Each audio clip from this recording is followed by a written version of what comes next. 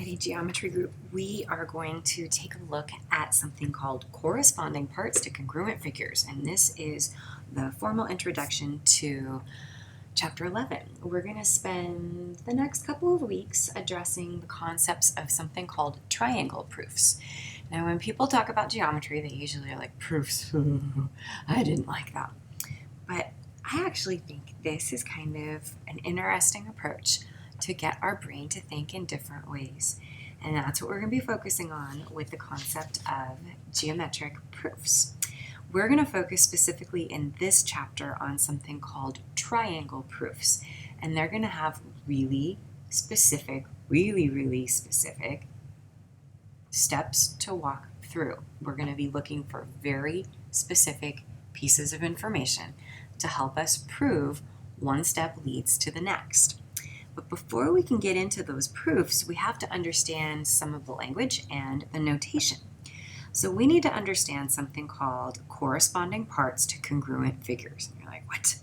All right, first off, let's start with the concept of congruent. So congruent, that's the word congruent. This is the symbol for congruent.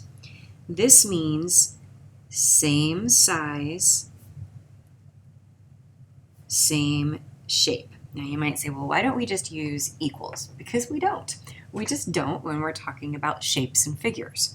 So you're going to see the equal sign, meaning they're going to have the same length of the legs or the sides.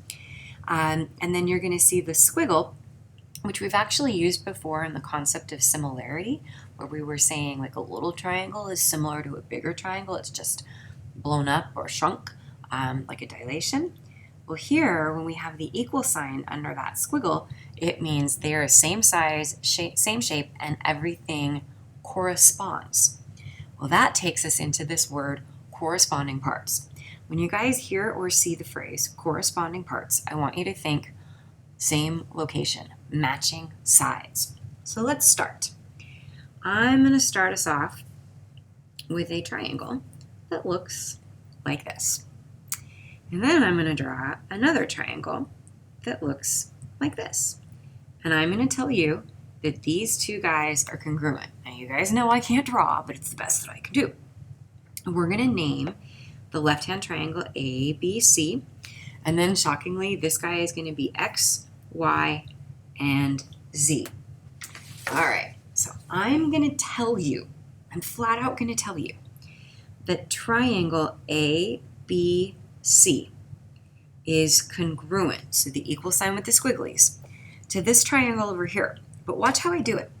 Doesn't it kind of look like I've flipped these two triangles over, if I could draw perfectly, that I could roll it over and match to the other side?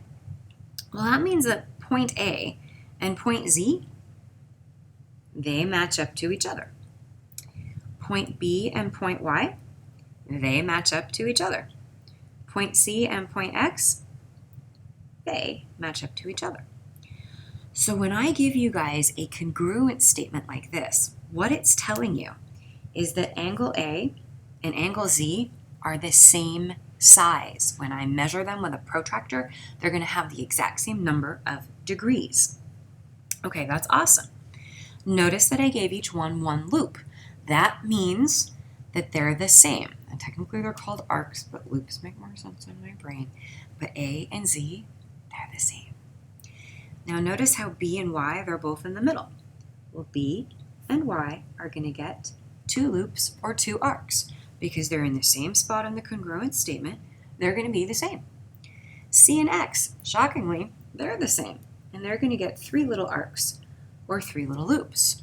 We've just marked the triangles with congruent angles.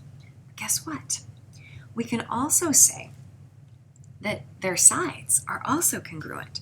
So not only can we say that angle A is congruent to angle Z, angle B is congruent to angle Y. Like, notice A and Z match up, B and Y match up. Angle C is congruent to angle, what's next? Angle X. Now if we wanted to say, hey, they were the same measure, we would put a little letter M to say the measure of angle C is equal, and we would drop the squiggle to the measure of angle X. We are saying that they are congruent. Okay, so what else?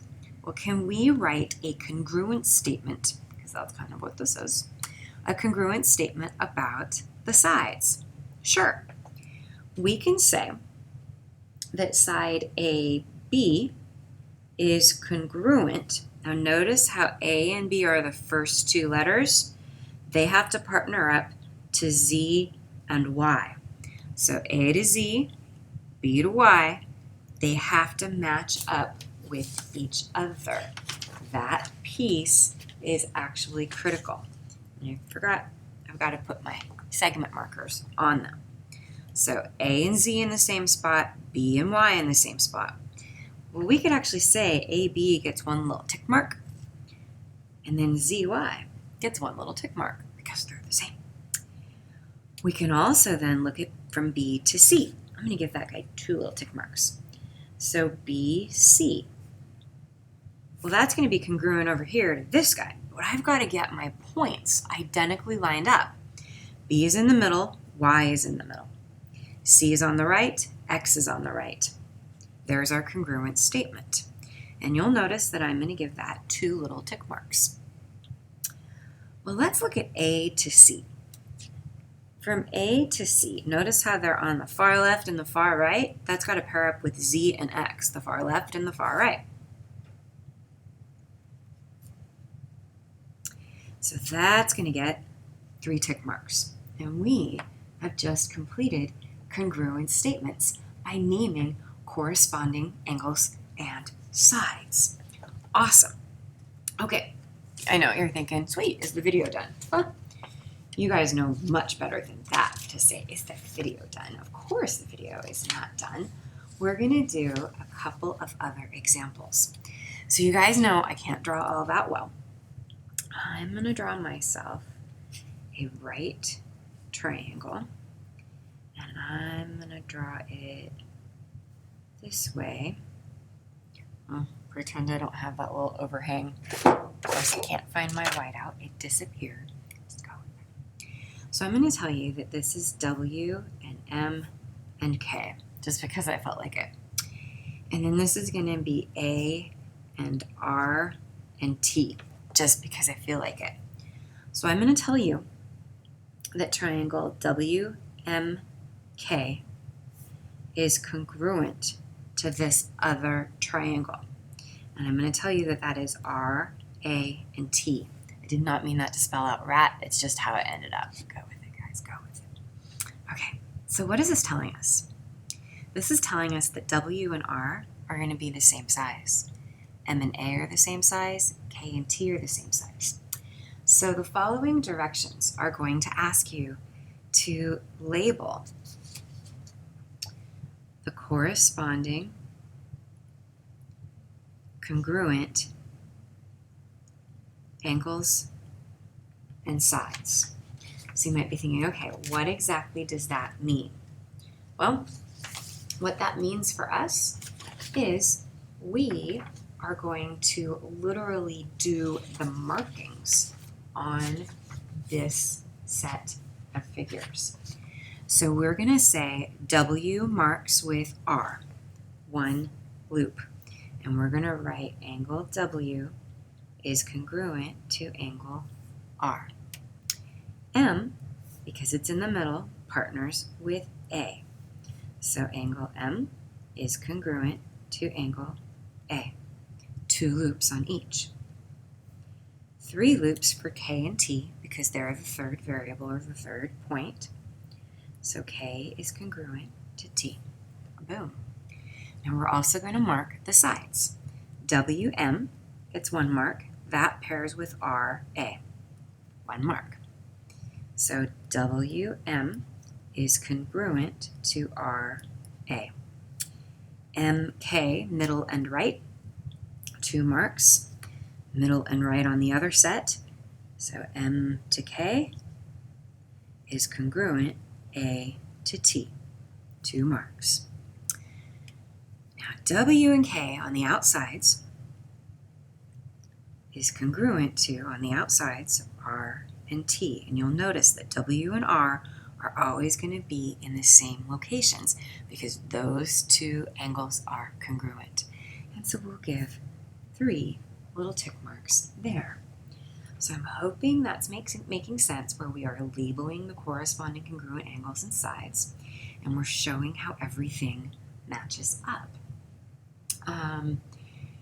We could do some other little pieces, but I'm kind of thinking, I'm hoping that this is making some sense. I'm looking ahead at what your assignment looks like, and I kind of think we're almost done.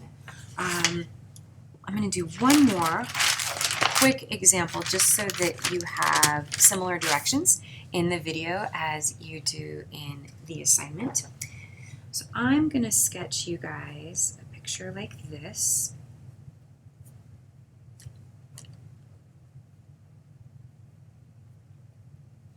And so I'm telling you that these are congruent. You can tell by the markings. And I'm going to do W and V and S. And then we're going to do C and N and, I don't know, J. There we go. So we are going to be asked to complete a congruence statement.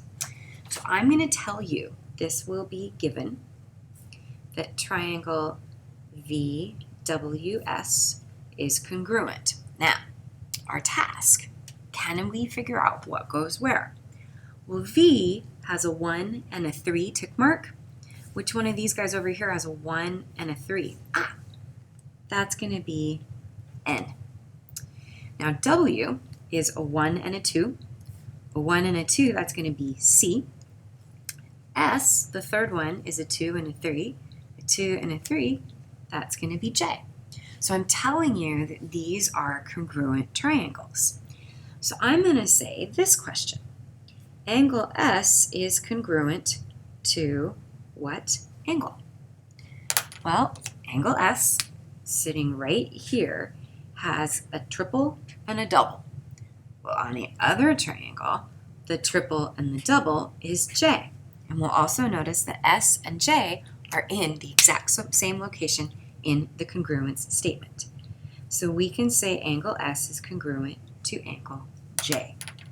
So I'm hopeful that that is making sense to you. I'm just looking ahead, making sure that I didn't miss anything on our assignment. But I think we've got it. All right, let me know if you need anything. You're going to be playing with some congruence ideas today.